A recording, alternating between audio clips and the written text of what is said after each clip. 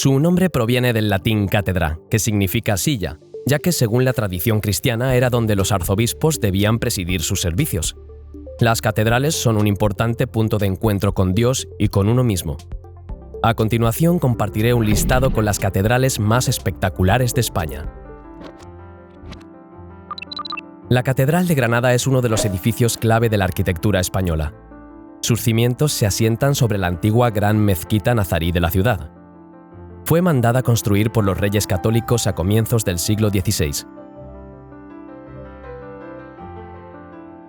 Aunque inicialmente iba a ser un templo gótico, el arquitecto Diego de Siloé retomó el proyecto y lo planteó hacia una estética plenamente renacentista. La catedral comenzó su construcción en 1523 y no sería terminada hasta 1704. Como curiosidad, es considerada como el primer templo renacentista de España.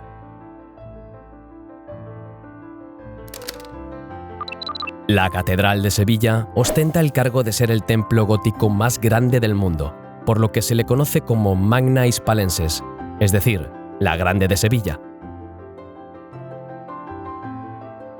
Esta fue una antigua mezquita almohade mandada a construir por el califa Abu Yaqub Yusuf en 1182, aunque en 1401 comenzó la conversión al templo cristiano que conocemos en la actualidad. De la época almohade se conserva hasta nuestros días el alminar, más conocido como la Giralda. La Catedral Basílica de Zaragoza, más conocida como el Pilar, comenzó a construirse a finales del siglo XVII, promovida por el virrey de Aragón, Juan José de Austria.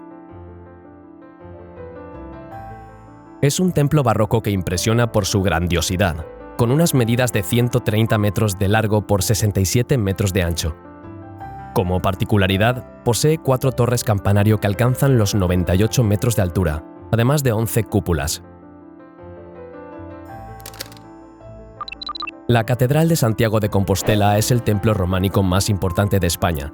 Su construcción fue comenzada hacia 1075 por el rey Alfonso II de Asturias. Es uno de los templos cristianos de peregrinación más importantes del mundo, ya que en su interior se encuentra el sepulcro del apóstol Santiago. Cada año más de 300.000 peregrinos realizan el camino que culmina en el pórtico de la Catedral de Santiago.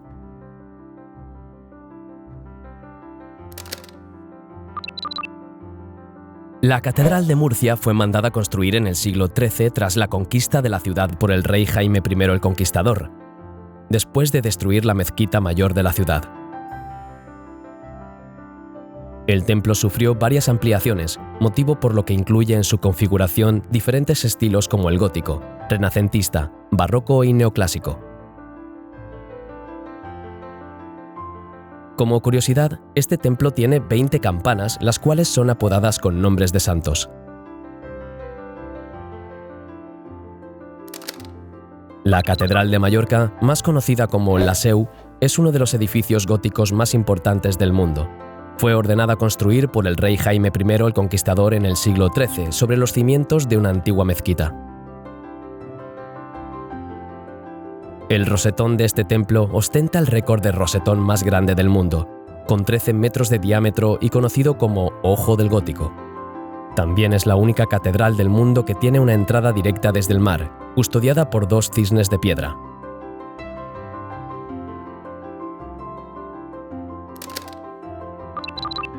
La mezquita Catedral de Córdoba empezó a construirse en el año 784 por el emir de Córdoba Abderramán I.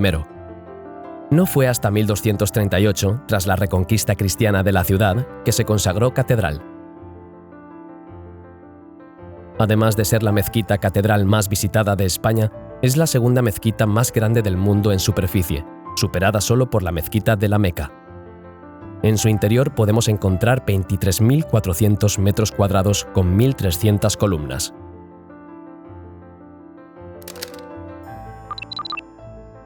La Catedral de Toledo, más conocida como Catedral Primada, comienza su construcción en el año 1226 bajo la protección del rey Fernando III el Santo.